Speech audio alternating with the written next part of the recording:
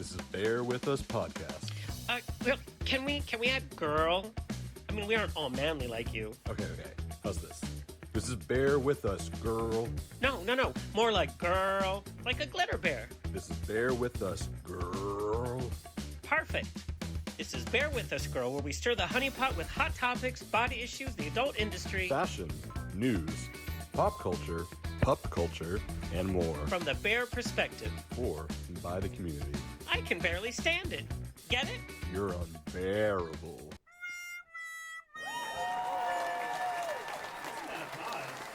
Listen to that applause. It's a live audience today too. It's live. It's like Snatch Game. They fit into the studio. It's perfect. Wonderful. I'm so excited about our topic today, which is straight men that we can jerk off to. Why don't we just call the episode that? Yes. I mean, or the controversial episode of calling it QueerBaiters. Ooh, that is pretty controversial. That is controversial. What is a gay man's fantasy with straight men? Like, why do we love straight men so much? I'm not obsessed with them, but my theory about it, though, is I think it's because when you grow up and you were bullied the most by somebody, there's now this psychological connection to wanting the approval of the person that used to bully you. Daddy issues. Yes, almost. it's very similar to daddy issues. So I think that's why gay men are obsessed with it, because it's this, that person rejected me so much growing up. If I get them to accept me now, then I matter. Well, and I think for me, like, it's, you always like lust after like what you are not. So growing up, I was the theater kid, and it was always the sports kids that were hot, and that's why I have sports like fantasies with like nylon shorts and football jerseys and all of that. It's because I wanted to be the epitome of what was considered acceptable and manly too. And I was not that. Yeah. I was doing Carousel, the musical. You didn't reach that point. No. So very excited for our guest today, Mr. Alfie. The show is brought to you by Cybersocket.com, the ultimate resources for gay erotica. Visit Cybersocket for adult store exclusive interviews, free clips, fun contributions from our team of bloggers, event listings, and Ask Chad, porn's answer to Dear Abby. Go to Cybersocket.com. And we're also excited to be a media partner for Bear World Magazine. Bear World Magazine is now 9 years old and the only lifestyle magazine celebrating the global bear community in all its glorious, diverse beauty. Head to bearworldmag.com to check out the great berry content and also sign up for the Wolf Report, their new weekly newsletter packed with berry news and gossip. Okay, on that note, let's dive into it. Do you want to introduce our guest for today? Yes, we have our guest. He is a friend of mine, a coworker now. We film together. And coworker. That's an office I want to work at. And somebody that forgot to send me his bio, Alfie. Link in bio, baby. Yeah. Link in bio. Oh my Lord, look at that goodness.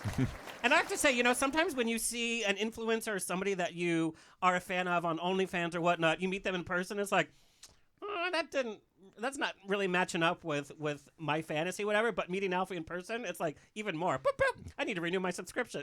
Yeah, I knew you'd be a fan. Yeah, I am. I'm going to need a fan because I'm sweating over here. I'm just happy to be here. Now, Alfie, what is your background? Where do you come from?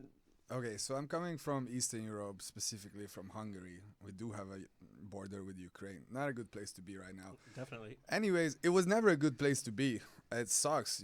If you're not white, straight, no matter who you are or what you stand for is wrong. And you're hated and you're not accepted, which, very easy to recognize this at a very young age. I was about 3 or 4 years old when I told my parents that, guys, I'm leaving to America. As soon as I have a chance, I'm out of here. Because what's on television and what's happening in real life here is just, not matching up. And I spent 19 rough, tough years in Europe, got educated. At least we have a good education system. Went to university there and become a part-time stripper in America while I was finishing university in Hungary. Thank God I had scholarship. I was good in sports, not a bad student either. Got my degree in international business and finance, and by the time I finished university, I made enough money. I bought a house for my mom. I had pretty good savings, and I was like, you know what? Maybe I'm just going to start a career that I actually love. I had no business doing... Actually, my degree the last year, I was supposed to represent my country in other countries as a diplomat. But can you see me like a Well, diplomat? you're still representing your country, just I in a do, different I way. do. It's more like a diplomat now. I'm a diplomat Yeah. now. Did Exactly. you just make that up? I did. Ah, God, I love it. I'm gonna steal that. But it's very funny. There's a whole porn studio called Bellamy, and it's full. yeah.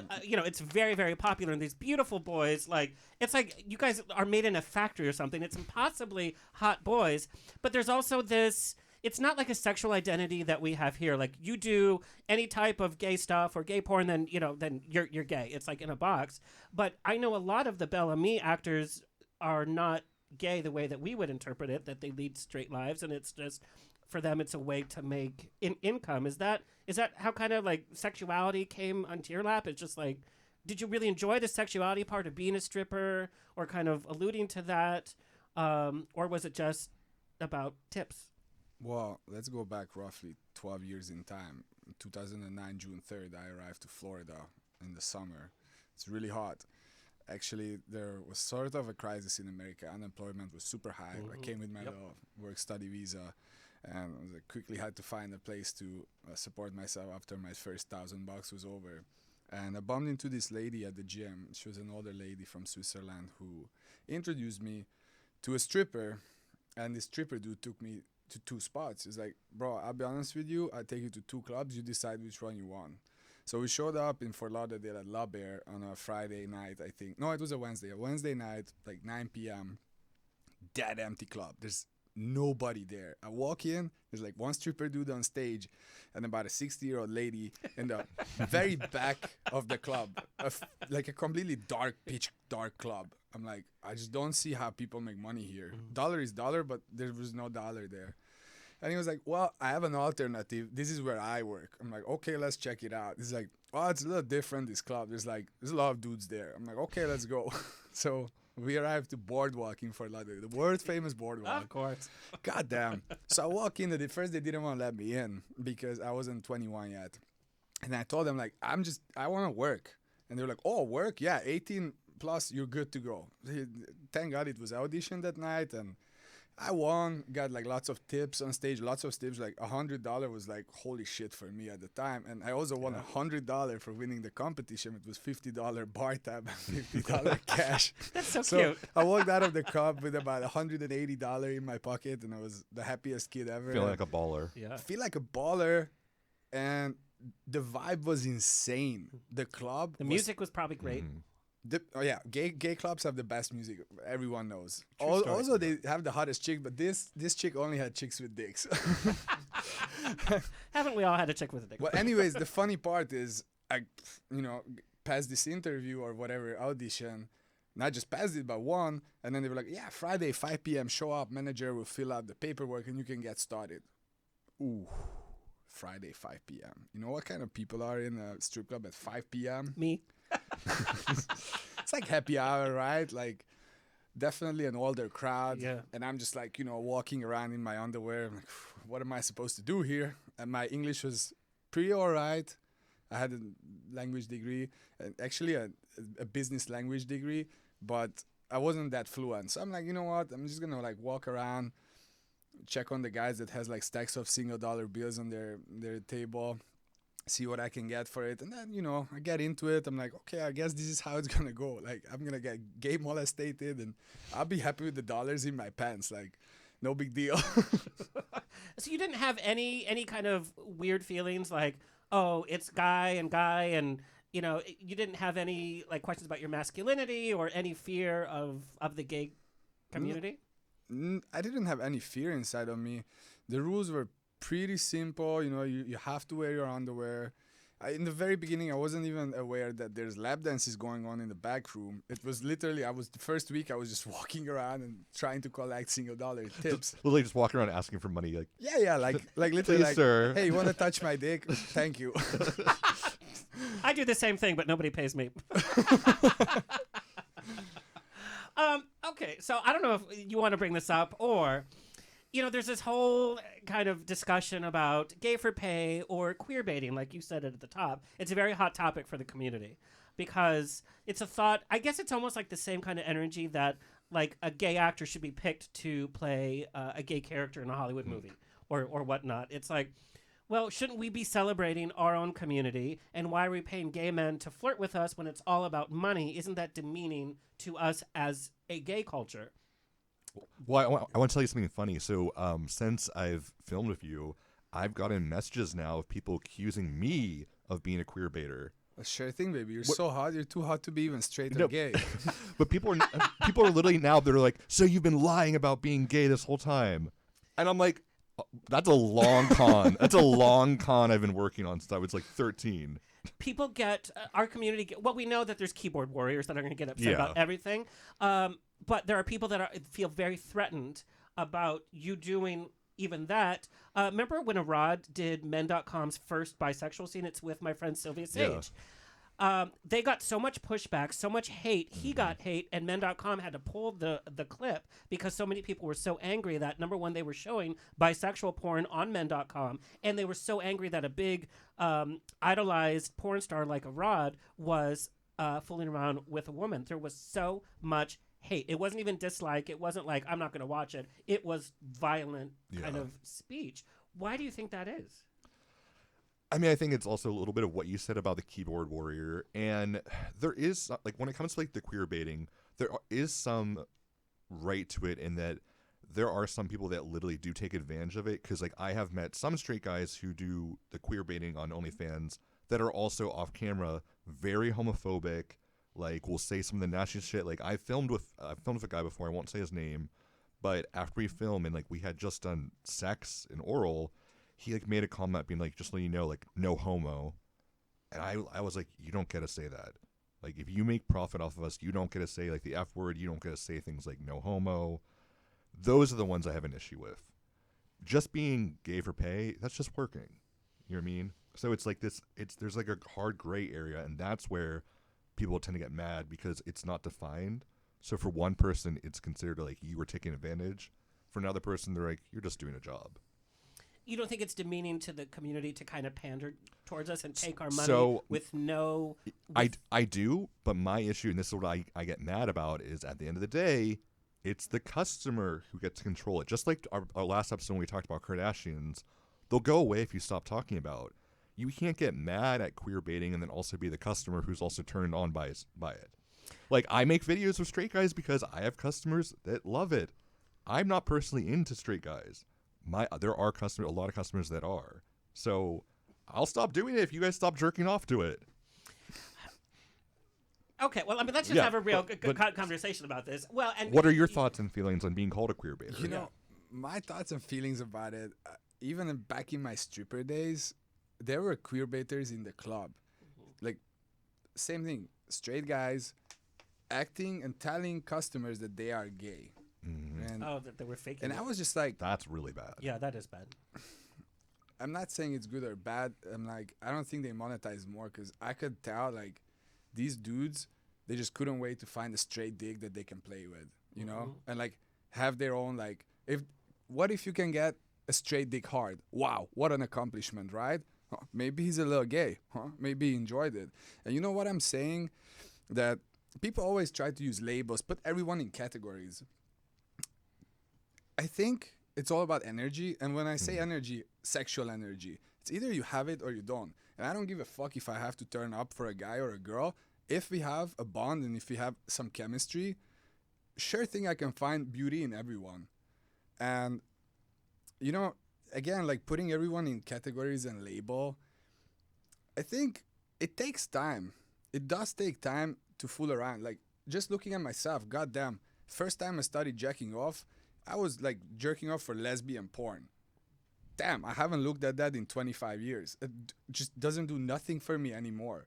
And every single year, my preferences are changing. And different things are turning me on. So I always tell my best straight buddies that, dude, I wouldn't be surprised if we end up at the age of 40 in Palm Springs, you know, having little boys lap dancing on our lap, spending our hard-earned $20 bills on OnlyFans. But there also is that fantasy side to it where the gays are like, oh, it's a straight guy that's jerking off doing solo vids. He can't really be that straight. And there's that whole like journey that we're just waiting for them to turn, or that we have the power to turn somebody. And I think we're very reticent to believe that anybody is 100% straight because we don't want to believe that. But yes, there are people out there that are 100% straight. Well, and nothing that will never change. but- It's like, I'll never change. But I think the thing that, like, because we're starting to see a little bit of change in that, and that even the gay community is starting to, just like Alfie was saying about, like, it is becoming a little less in labels, because even I know many gay people who are starting to realize, like, who have always identified to being 100% gay, they're starting to feel like, okay, now that I feel safe being gay, what if I do want to explore with possibly like a woman? Like, I think the labels are becoming more blurrier and blurrier, 100%. and that's a good thing. Well, and I know a lot of the gay porn stars are now starting to do bisexual porn, trans porn, because it is a job. And let's face it, men, we can get aroused over pretty much anything, right? It doesn't mean that, like, that's how we identify. You know, I'll see a hot cartoon. I saw Aladdin. I was like, boop. It doesn't mean like an anime, you know, kind of person. But I think that straight masculine men are also able to talk about this evolution, and that maybe they could be, you know, a little exploratory or whatever. I mean, when I was a kid, I used to, you know, we just curious, right? And so we didn't know what we were being curious about. But at what moment did it go from stripping to be like, okay, let's kind of... Well, yeah, who got you into porn? Yeah. Or OnlyFans? Yeah. Do you consider what you do porn? Yeah, I was about to say, do you consider that porn, what you're doing now? Or is that just like... Again, it's another label. What's porn, right? Penetration. Some. No, but why is Penetration. no? We learned about with Topher, a hole doesn't have to be the goal for it to be sex. So porn can be something like, I even just posted like that shower video of me just slow, not even jerking off, just slow mo in the shower, and I got so many customers be like, "This was the hottest thing I watched ever." There was no coming, there was no penetration, but to them that was porn. Yeah. So like you said, porn can be anything. I mean, I really don't care who puts whatever label on these things. I feel definitely comfortable every time I step in front of the camera, whether it's a straight guy or a gay guy. And you know why? Because I know my limits. I know what I'm happy with, and I know what's not going to happen.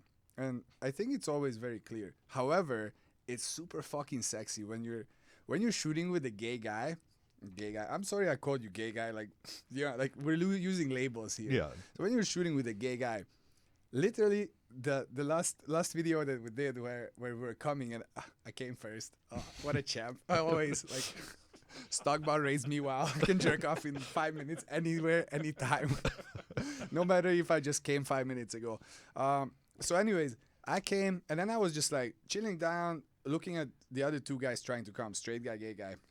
And then the second guy, the straight guy, was coming, and then I see Teddy just like, oh fuck, let me swallow that cum. And I was like, wow, is he gonna suck on it or not? So it is a fantasy, you know, like it like what's gonna happen. Like I think it's even more triggering than when you know what's gonna happen. When it's predictable, when you know it's going to. Yeah, definitely. Well, and I think it is good. Like you've never lied about it. Like you've never said, "Oh, you know, am I gay or not?" I know there's some people like I know Zach Attack is one of them, and he's caused a lot of controversy because when he first was, he was like, "Oh." Anyway, well, that's a whole other subject. But I want to hear it. I've just become friends with Zach. We filmed one video. It was a very easy shower video. Like we're all wearing underwear, and I think towards the end of the video, he revealed his dick. Like no big deal, but he was very like 1 to 10, it was a 2.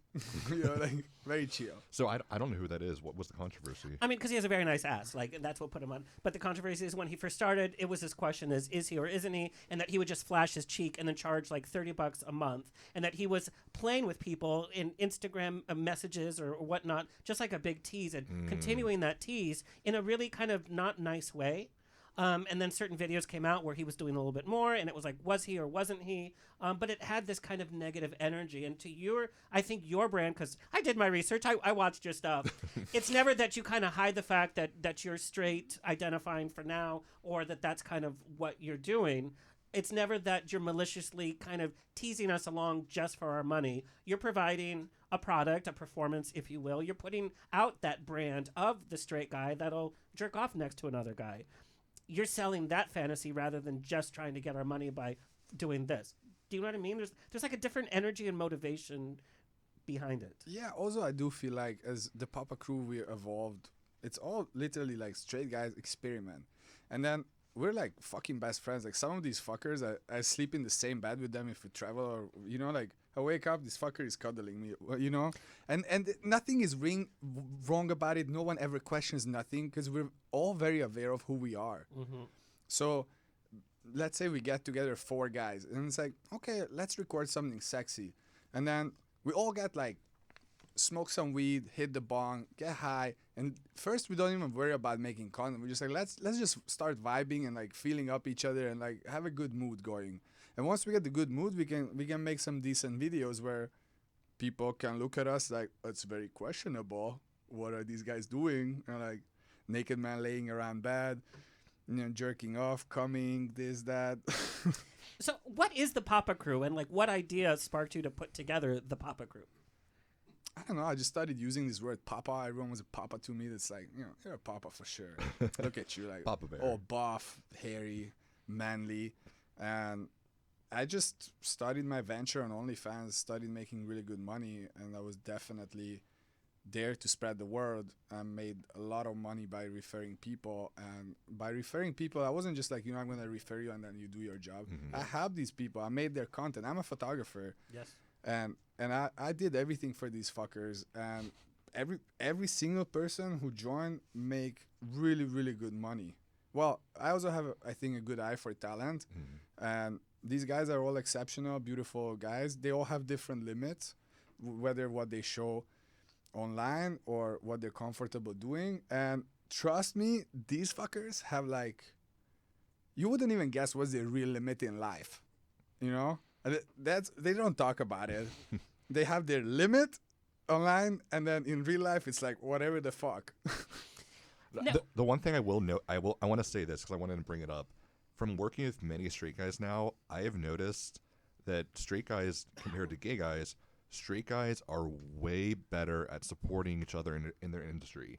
Like I will watch straight. That's very interesting. I've noticed, especially even if you like the straight guys always help each other make content, help making sure their friends are doing well, pushing them to do better in their career, and vice versa. While in the gay world, it's a bro family. But shockingly, though, in the gay world, it is so cutthroat. They won't share secrets because they're like, I don't want your site to do better than my site. It's so crazy. And every aspect, and this is my biggest complaint of the LGBTQ entertainment community, whether you're a podcaster, whether you're an MC, whether you're a drag queen, whether you're a porn star, whether you're, you know, an actor, there's this just non-support that's happening. And we're supposed to be this inclusive, supportive community. It's just not happening. And jealousies are stupid because nobody can do what you do. You can't do what anybody else does. I don't care what. You could be with the same kind of high voice or whatever, and it's not the same thing. And there's this weird threat, whereas, like your Papa Crew, if we're all successful, then guess what? We're all successful. And now you have, like, the Justice League of guys that people want to jerk off to. The jerk-off league. Rather than 4 bitchy queens that are doing their own content, trying to backstab, spending their time backstabbing the other. But what you just said is perfectly, like, and that's what I wish other gay people knew, because, like, I've been looking for my gay version of the Papa Crew of, guys, if we all lift each other up, we just all keep doing better. Like, it's not a competition if you actually work together. And for some reason, the gay community does not get that aspect. No, do you think it's because you're not in the studio world? I think this is propagated by the studios, by having exclusives, by putting certain actors out for best performer and all of that. I think it kind of builds that energy. I mean, it does, because, like, they have their own little knit type group, but I still don't see them turning that knit type group into their own, like, company, their own this. Do you know what I'm saying? Oh yeah, 100%. Because they probably don't want to, because they know that the studio labels would be like, all right, you guys are getting a little bit too, and they'll squash that. Yeah. I don't see it as much in the OnlyFans world. Like, it's starting to happen a little bit more. Like, there's more and more groups doing it, but, like, I want to have a group that does it the level that, like, Alfie does, which that's like a company at this point. Papa Crew is. Sort of. Yeah, it's its own empire. Now, what kind of conversation, where are you finding these guys, and what kind of conversation do you have with them? It's like, hey, come film with me. You might jerk off. I mean, like, what's the conversation like? Not really. Most likely I find them at the gym. Girl. And while I should be hitting on girls, I have absolutely no business doing that. I'm really just like, kind of my eyes are always open. When I see someone, like, you know, it could be, I remember this one dude I met with him. He was a cashier in the Rofs, you know? Like, it's not like, I was like, dude, this is not your place to be. You can do a little better than this for sure. And goddamn, you know, usually when people see success or money, right away they're like very attached to it, right? Like, oh, I want to do this too. And then technically when I lay down like what you have to do for this, it's a job. Yeah. You can spend 1 hour with it a day. You can spend 2. You can spend a 9 to 5, or you can just do morning till night every day. It really depends how much you want to blow up, how much money you want to make, and how much do you believe in yourself, and how much can you get down to work, and how much can you keep yourself happy. Because here's the thing, doing content for years, there's a point where you burn out. Yeah. And I'm not talking about really the OnlyFans stuff. Like, sexually, I never burn out. I'm always ready to, like, my dick is hard every day. You're trust me. European. It's like being Latino. Like, that's why we have so many kids. Yeah, there's no problem with that. But to have a successful OnlyFans, you need a successful social media that will push traffic there. It's a business. And smiling every day on social media is not easy. Like, what was it, 2 years ago when we started doing TikToks? Goddamn. And we both hate TikTok. It's awful. But you don't have a choice. You have to do it. It's part of the brand. I don't like making TikToks, but when I wake up, I can't wait to see the views. I'm like, did I cash in last night or not? And it's really addictive, and the numbers are addictive. And every month, you want to make the best month. You want to make more money. And there's going to be setbacks. Accounts taken down, Instagram, TikTok. Even my Twitter got banned twice. I don't even know how. Then my Twitter is very PG. So I was going to ask, have you ever gotten banned on TikTok and kicked off? Oh yeah. Both of my big accounts been taken down twice, and right now I have those back, but I'm missing 5 other big accounts. I have like 15 active accounts. I'm missing 5. Now, I know this happens even in the porn world, some actors will say, I'll only do a solo video, and I'm not really doing porn. You know, they consider it like it's an art. Is that the same like with your Papa Crew? It's like, we will only do this kind of stuff, and it's not really porn because we're not engaging in penetration or the blowjobs or anything like that. Is there that kind of energy that what you're doing is more art? I think I'm one of those very few people that really don't give a shit about my image. I just don't. I'm real as it gets, and I don't give a fuck if Teddy puts his big dick between my legs and literally humps me to the wall. I'm like, I guess this is how it feels when you get fucked. No. Without the It's a little different. without the actual pain or the good feelings. I don't know. But I'm like, I don't give a fuck. Like, it is what it is. If anyone is asking me, I'm like, yeah, I felt comfortable doing it. So there was no fear on your part of like, hey, maybe I want a mainstream modeling career. Maybe I want to become an actor on the CW. There was never that kind of... Are you shitting my dick? Honestly, that's the one thing I don't like about Los Angeles and recruiting people here. That's why I much prefer flying over to Miami, where, you know, every single person is like, oh yeah, what are we doing? Dicks out, let's go.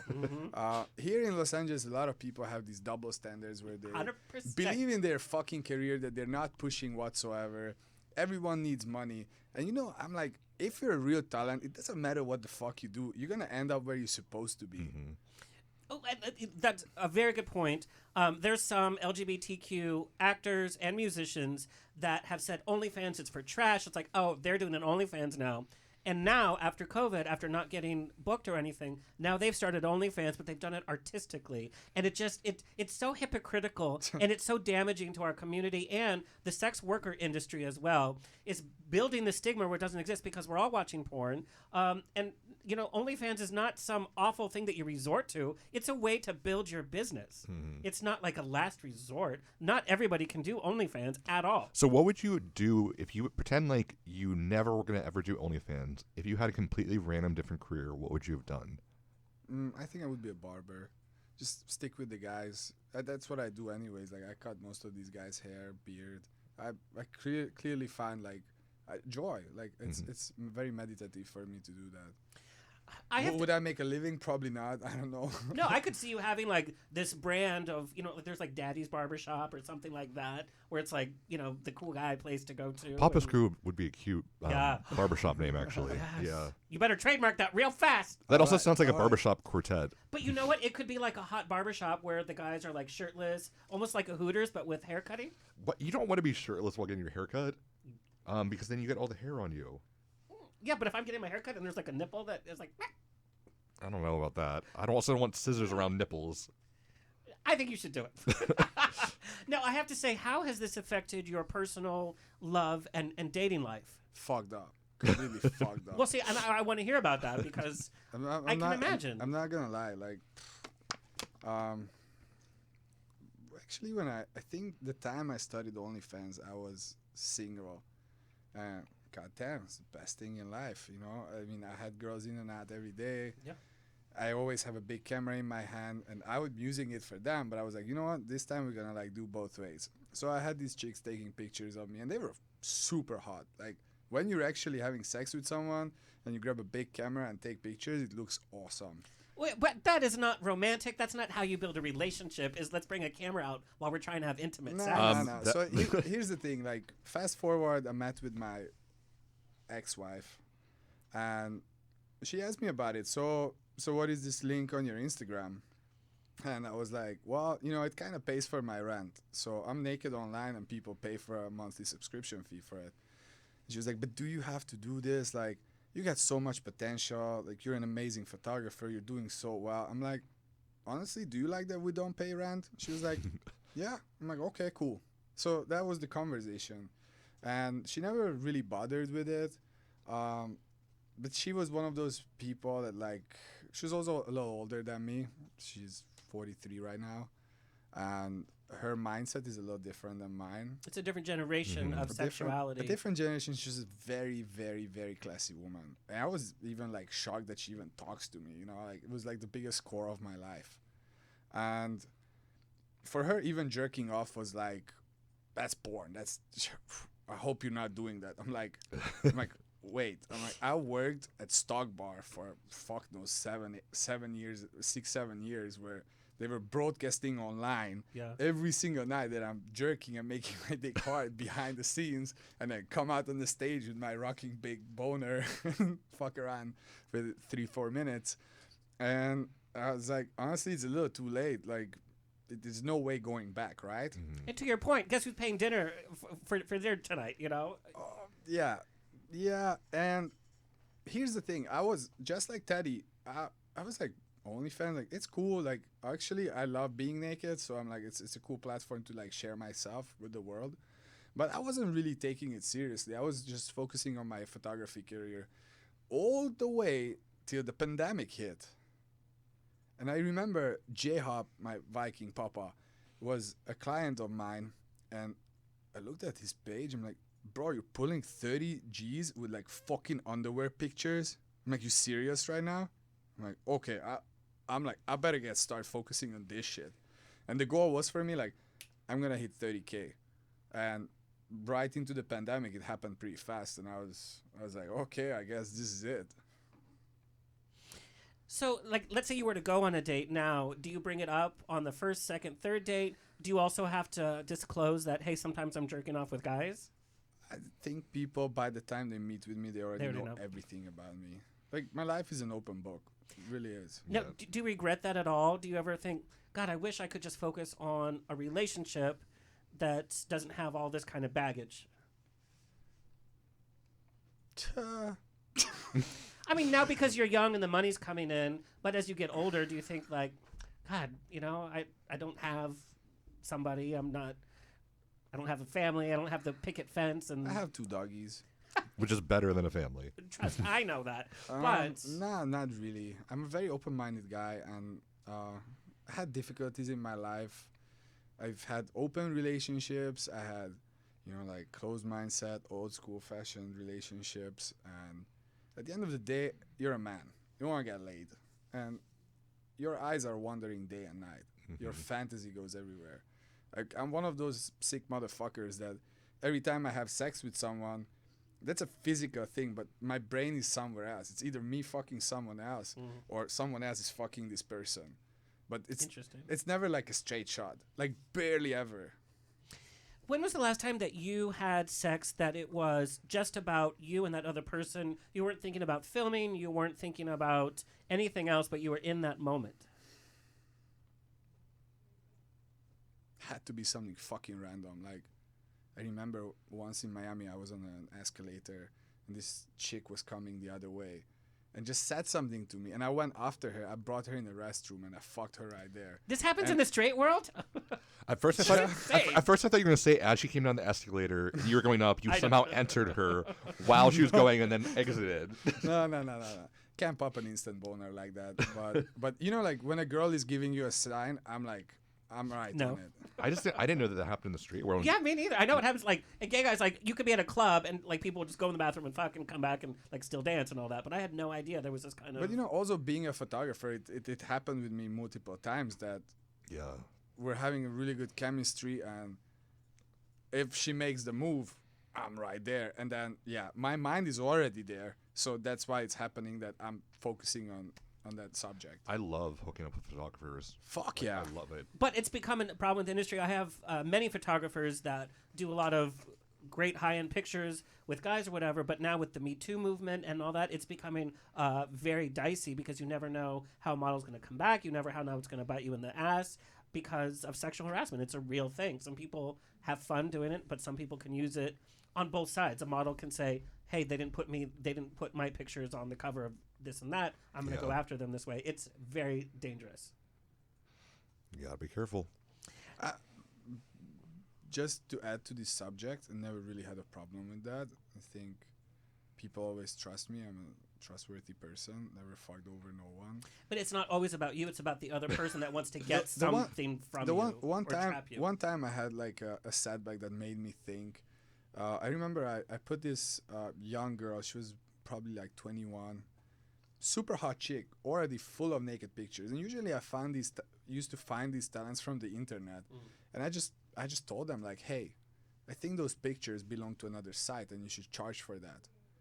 So this girl from San Diego came for a shoot. I signed her up for OnlyFans. She immediately made like 5,000 her first month, 10,000 her second month. And this was like a while ago. Like OF was not that big back then. She was super happy, right? Regularly came for shoots, and I was just making my 5%, my referral money on it. I was like, I'm happy. I'm doing, shooting a hot chick, getting my 5%, making 95 for you, no problem. And you wouldn't believe it, out of the blue sky, my OnlyFans, my female OnlyFans got suspended, my IG disappeared, and I was like, what the fuck just happened? And then I had a suspicious feeling.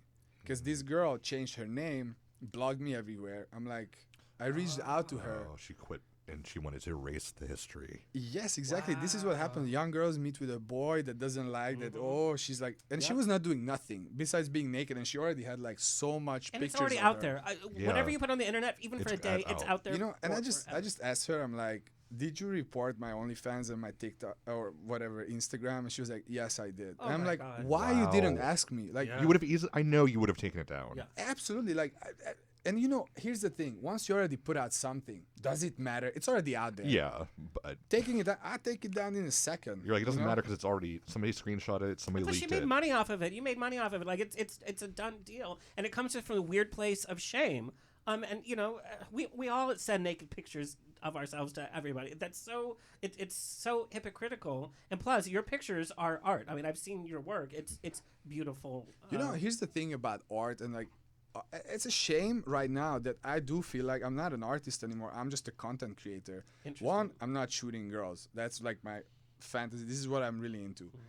Two, even when I'm shooting guys, most of my papas don't give a two shit that we're booking a hot location and we're using big cameras and lights and everything. Lighting, it's not on their mind. They're just like, no, we just need content. Anything, we're here. Let me take off my shirt, take an iPhone picture. We're like, it becomes so fast that people don't have time for quality. But I'm using nice cameras. Like, I've worked with Teddy, like I try to deliver super fast everything. And the audience responds to that. I'm telling you, if we're watching content and it's some shitty, grainy content or curated, artistic, the audience notices that, and that's what we're going to respond to first. Because it is an art form. You can't, people think that they can just get into OnlyFans and prop up their phone there and do whatever. It's like, no, that's the least of what you can do. It's, I mean, I think you should still keep calling yourself an artist, though, because you do have an artistic vision. 100%. And, like, even though you keep saying, like, oh, I'm a content creator, you're putting creativity and art into your content. So you should refer to yourself as an artist first. That's just my opinion. I love you, Teddy. Now, I want to know about like hanging out with your friends. Are you able to establish like real friendships away from the Papa crew? Like, who do you hang out with? Who do you tell your problems to? Who do you hang out with and get that kind of support from that you're not filming content with, or you're not in that environment, or does that even exist? I would say my dad.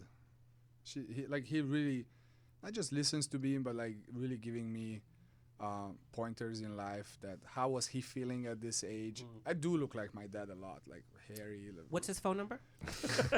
That is really hard, but he's in Europe and he doesn't speak English, unfortunately. It gets better and better. Does he know what you do for work? Yeah, of course. He's super open-minded. What do you have to say? He's got not much to say. He wasn't really there for me when I was growing up financially. He was there as a dad always, but he wasn't there financially. And he didn't accept help from me for a long time. And a year and a half ago, he got the COVID, and he had high fever for 2 weeks, and he was like, he literally thought he's gonna die. And he never went back to work. And he was barely making any money, had the same job all his life, like the typical Eastern European life. And ever since, he accepts my help. So I just wire him money every month, and he's the happiest camper that he doesn't have to go to work.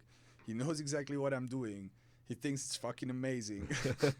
And my mom is very different. My mom, I would say I give her way more. Like, even back in my stripping career, I bought her a house when I was 23, cash paid, huge house, worth a whole bunch right now. Like, if anything. And she's just like one of those people that never happy. No matter what I was doing, no matter who I was dating, it does not matter. She's just a negative person. And it doesn't matter how much money I'm sending her. She actually has an unlimited credit card to my name. She just doesn't care. It's still just not like enough. For her, here comes the Eastern European mentality. For her, not having a 9 to 5, I'm already a weirdo. And I was always a weirdo. I never had a fucking job. I'm serious. When I was at university, my mom always told me, hey, these are your best years. And my mom was making very decent money in Hungary. And she raised me on her own. And she was like, no, you're not working. You're not taking summer jobs. You're not taking part-time jobs. You focus on partying and studying. These are your best years. Have fun. And I left after my first year in university in the summer, started stripping, and I started supporting myself. And actually, I was a model at the age of 14. I was sort of like taking care of myself from a young age. Definitely didn't want to put pressure on my mom. Yeah. She had enough like raising herself, me. And modeling is like so limited how much you can make. It's almost a joke, even in America. Well, anyways, back to the topic. Dad is happy. Mom will never be happy because I'm not a normal 9 to 5 person who's working in an office for a big company. Yeah.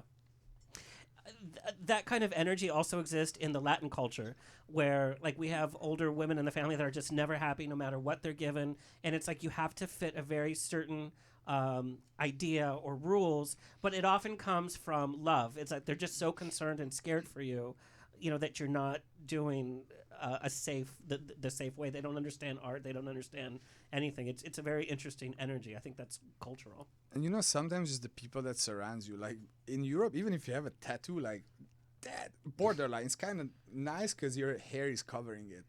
But having tattoos is like, my mom asked me 2 things: no motorbikes, no tattoos. I was 14 when I smashed myself with a motorbike, and I was like, you know what? Maybe she's right.